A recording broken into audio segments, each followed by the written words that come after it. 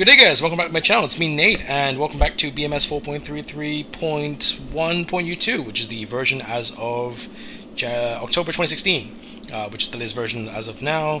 We're just going to go over today some of the basic buttons, things you need to know to fly the Tornado in BMS. This particular Tornado is the ADV, although you probably couldn't tell because all the BMS Tornadoes use the same cockpit anyways. Probably should have done this video a little bit earlier, given that how popular my Tornado videos are, and I do still have to do a startup video, but that is coming, I do promise. It will just take a little bit of time.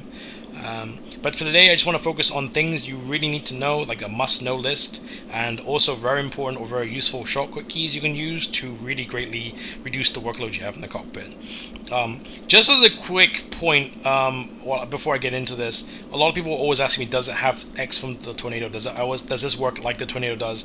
I need to point out to you now, we continue, that all aircraft in BMS that are non-F-16s all have F-16's avionics. So if the F-16 doesn't have it, the aircraft doesn't have it. The MiG-29, the Viggen, the F-18, the AP Harrier, and all the Tornado variants all use F-16 avionics. The reason given, and I've dug into this before, is because all the aircraft must use the F-16 avionics due to the game engine not being able to do anything else otherwise. The game engine is apparently hard-coded to have aircraft with F-16 avionics, so they can't do it without making a brand new game, is kind of the short version of the story.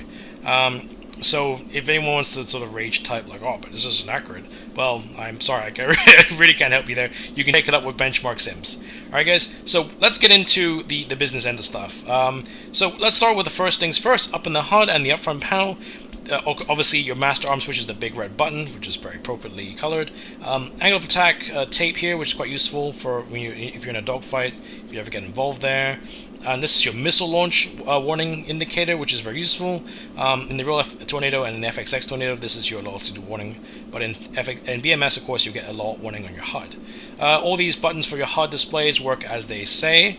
The only thing that worth mentioning, and very important actually, is these two switches here, which is T1 and T2, which is your air-to-air and air-to-ground switch. You can also use F5 and F6 to toggle between the modes, which is also quite useful to have. And of course, if you type D on your keyboard, it'll bring up dogfight mode, which will bring up automatically your sidewinders.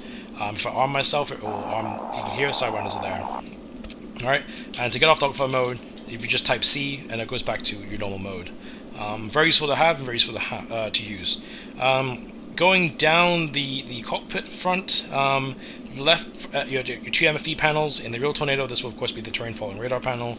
In BMS, we don't have that, so I mean we do have terrain following radar, but it's not. We don't have a dedicated Tornado panel for it.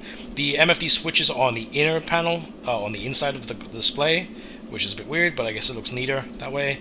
And we have the MFD here with the buttons on the outside. There's one weird quirk with this area here, and that is the landing gear indicator.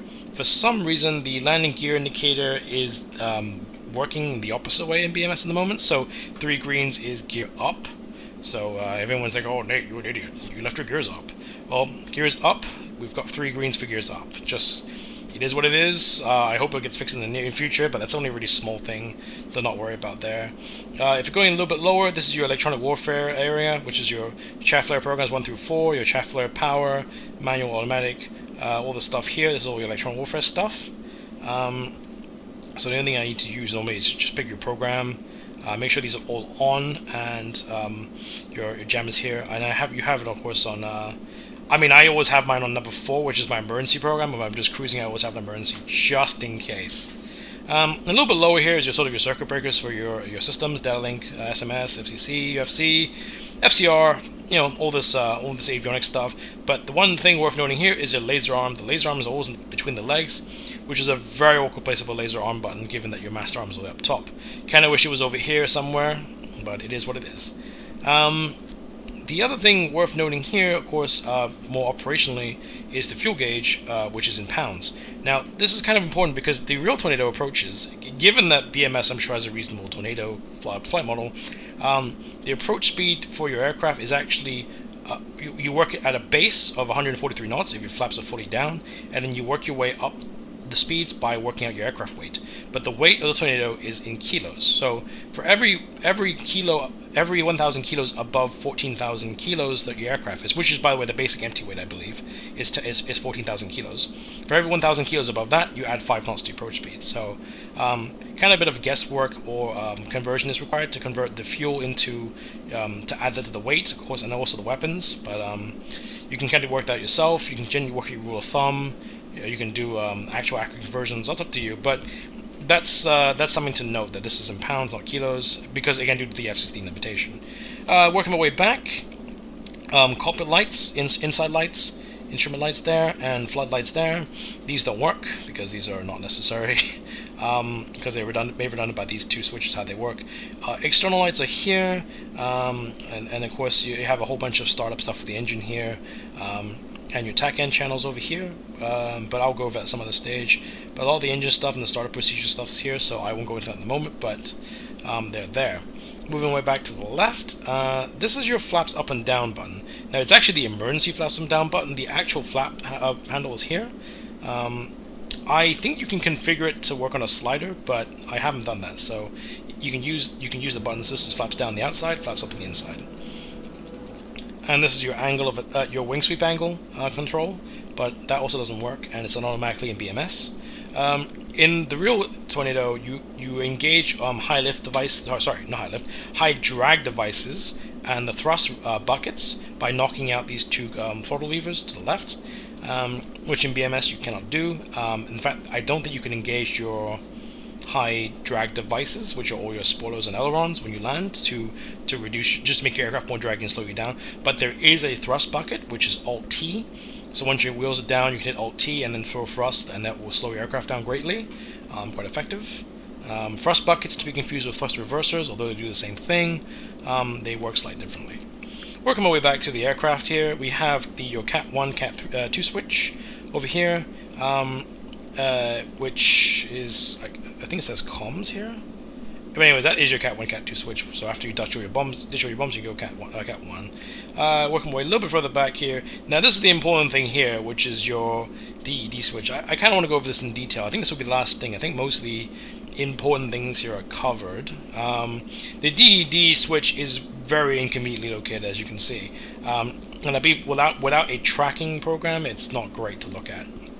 But here we are. We're looking at it now, and the important keys to remember here are, if you want to use the list, it's right-click. It's right-click this little knob here. Right-click it. It brings up your list key. And you can go through the list. 0 is for the next page. Let's bring up the laser, and you can use your arrow keys, which is what I use to go up and down the list. And left arrow actually undoes everything, so it just goes back to the previous page, or goes back to the home page. So you can also do the same thing by right-clicking Fix. That also brings you back to the home page, but I prefer using the arrow keys because it's a bit easier.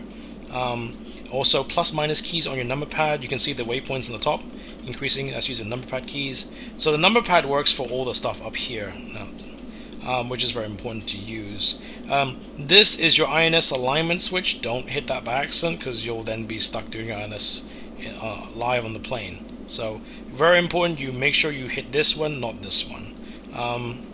That's really it for me, actually. There's not much to it, but the important thing here is that you know to do your laser, the TGP, your lasers before flight. So if I right click here, get the thing, go to the next page with 0, and then 5 for the laser. You change your TGP laser codes if you need to, and make sure you turn your lasers from training to combat.